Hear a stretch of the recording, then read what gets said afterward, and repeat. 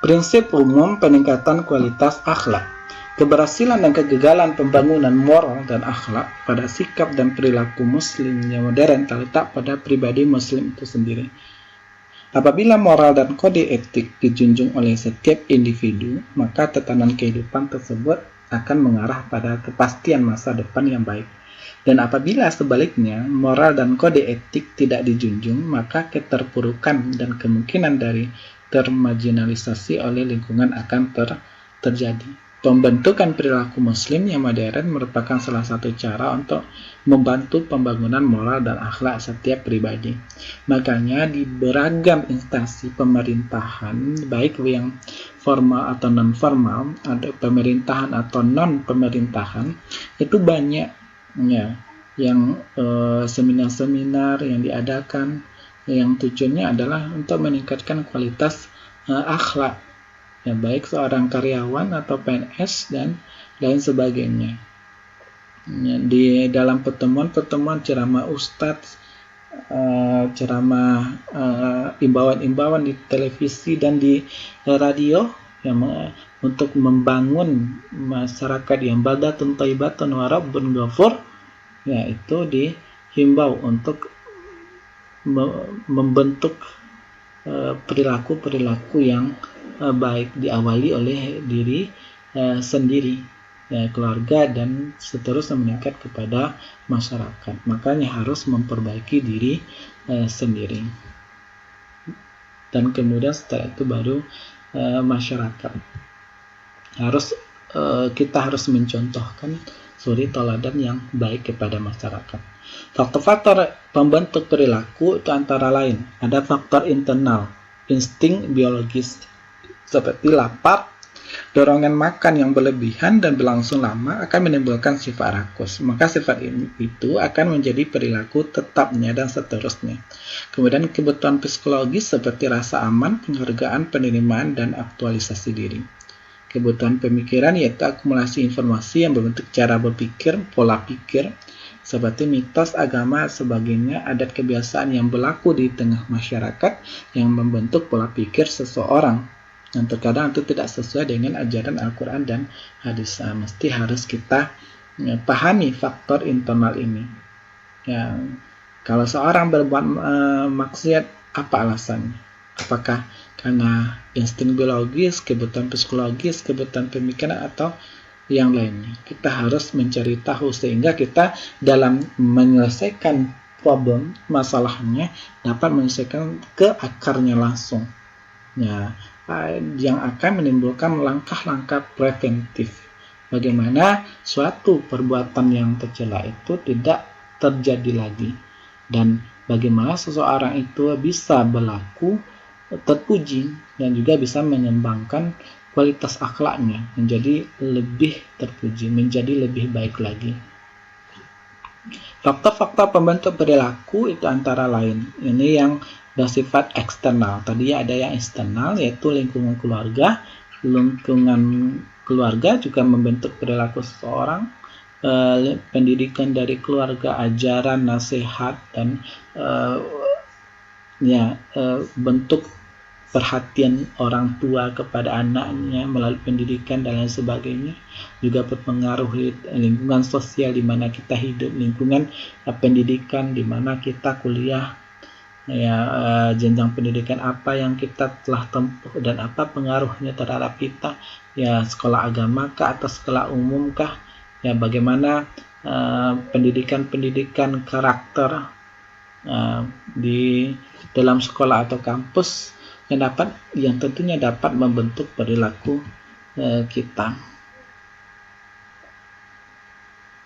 Ada prinsip umum yang menyelamatkan kaum Islam dalam kebimbangan dan keguncangan dalam menghadapi kehidupan, itu meliputi hal-hal sebagai berikut. Ini adalah prinsip umum agar kita selamat. Yang pertama itu adalah kita harus komitmen dengan jalan hidup Islam. Setiap muslim itu harus memiliki komitmen dengan jalan hidup Islam yang bersumber itu dari Al-Quran dan hadis dan sunnah Rasul. Serta sejalan hidup selain dari dua sumber itu adalah suatu kesesatan. jalan hidup ini adalah segala sesuatu yang dihalalkan atau diharamkan. Nah, apa artinya saya mengaku Islam? Kita sebagai Islam ya tentu harus komitmen. Udkhulu fis-silmi kafah, masuklah ke dalam ajaran agama Islam itu seutuhnya. Kita memang menjadi muslim yang 100% muslim.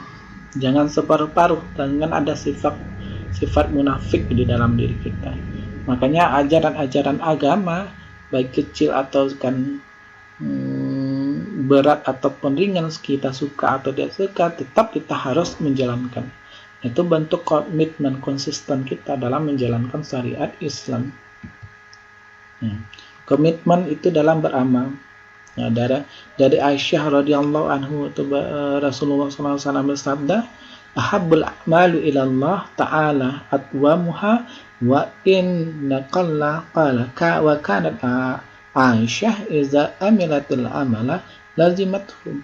Amalan yang paling dicintai oleh Allah adalah yang terus-menerus walaupun sedikit. Artinya konsisten, artinya komitmen dalam beramal. Dahulu Aisyah radhiyallahu anha kalau beramal maka beliau senantiasa komitmen dengan amalan tersebut.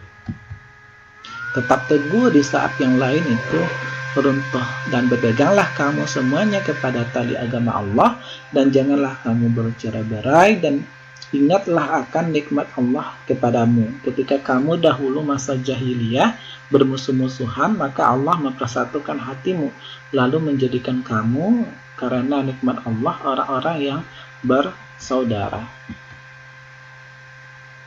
Nah, komitmen yang harus dilakukan oleh seorang muslim terhadap Islam itu adalah sebagai berikut, yaitu yang pertama adalah mengilmui Islam. Nah, setiap muslim itu harus berusaha memperdalam pengetahuannya tentang ajaran agama Islam, tafaqquh fid din, yang dilakukan sepanjang dalam hidupnya. Baik kecil kita, remaja, dewasa ataupun tua sekalipun, kita harus juga belajar. Utlubul ilma minal mahdi ilal lahdi, tuntutlah ilmu dari buayan sampai ke yang lahat. Nah, sepanjang hayat kita melakukan belajar sepanjang hayat. Mengilmui Islam adalah suatu kewajiban dalam rangka melaksanakan tugas penghambaan kepada Allah dengan cara yang benar, dengan tuntunan Rasulnya, sebagaimana firman Allah di dalam surat Al-Mujadilah ayat 58. Nah, ini contohnya ulama kita dalam hal mengilmui Islam, memperdalam tafaqquh, memperdalam ajaran agama Islam, dan mengamalkan Islam.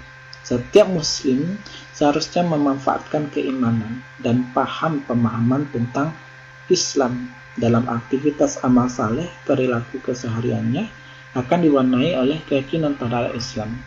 Iman bukan saja membekas dalam hati, tetapi juga terungkap dalam kehidupannya.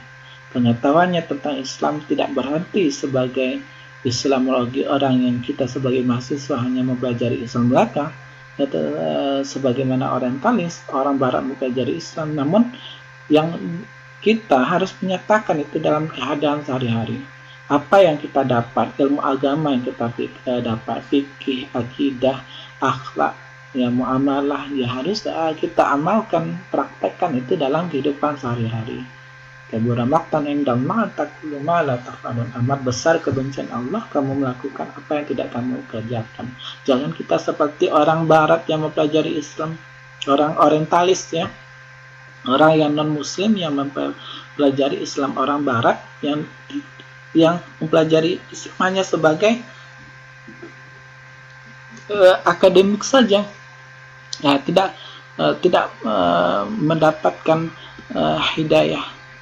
Ya, kebanyakan di orientalis barat yang mempelajari Islam, meskipun ada juga yang masuk Islam ya karena mempelajari Islam. Nah, tapi ada yang dimaksud di sini adalah para orientalis yang non muslim yang telah mempelajari Islam, ya tidak mendapatkan hidayah. Namun dinyatakan dalam kehidupan sehari-hari, ilmu yang dimiliki menjadi bermanfaat bagi dirinya dan masyarakat pada umumnya.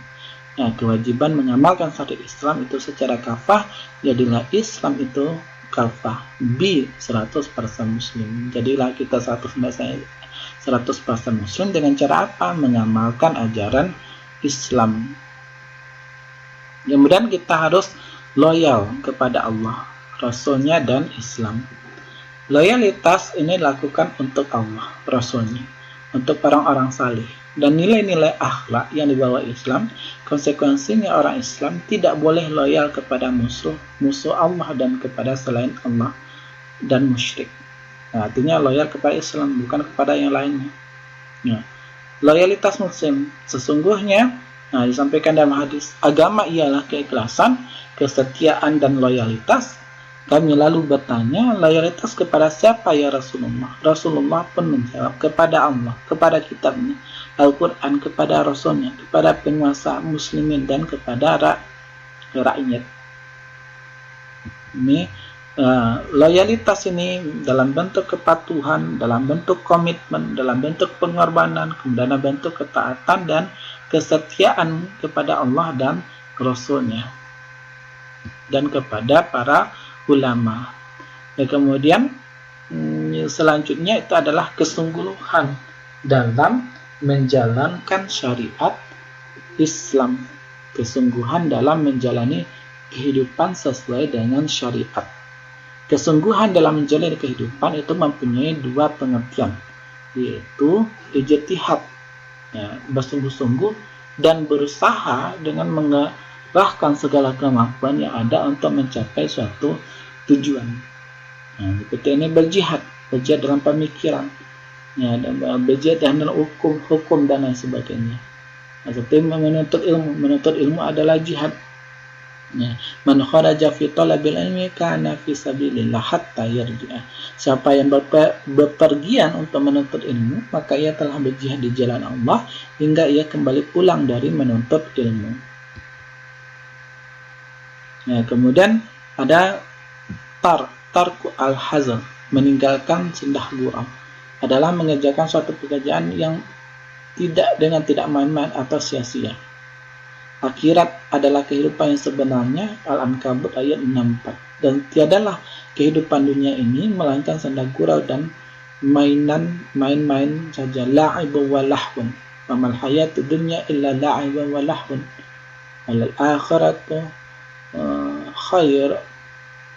khairu wa abqa. Dan sesungguhnya akhirat itu adalah yang sebenar, lahiyal hayawan, bahwasanya kehidupan akhirat itu adalah kehidupan yang sebenarnya. Kalau mereka mengatakan in kuntum ta'lamun,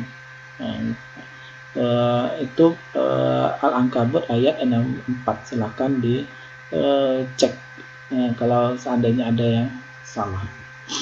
Lanjut, sikap toleran tasamuh dalam memaafkan. Ini prinsip umum dalam meningkatkan kualitas akhlak.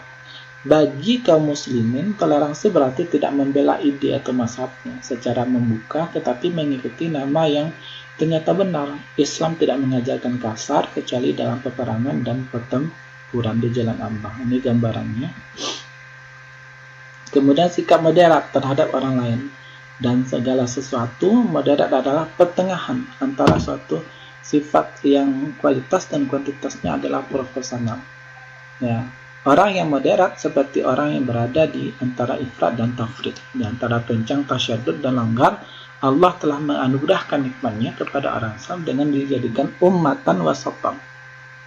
Artinya tidak terlalu tasyadud, tidak terlalu tasyadud yang enak saja mengkafirkan orang lain, dan lain sebagainya. Tidak juga terlalu ifrat.